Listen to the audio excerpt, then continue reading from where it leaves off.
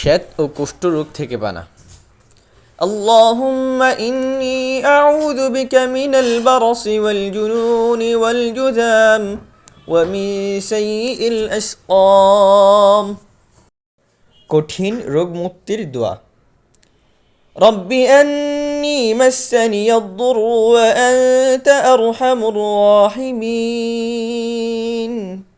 শরীরে কোথাও ব্যথা পেলে ব্যথার স্থানে হাত রেখে 3বার বলবে বিসমিল্লাহ, এরপর 7বার বলবে أعوذ بالله وقدرته من شر ما أجد وأحاذر.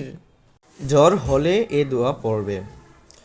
بسم الله الكبير أعوذ بالله العظيم من شر كل عرق ناعار ومن شر حر النار.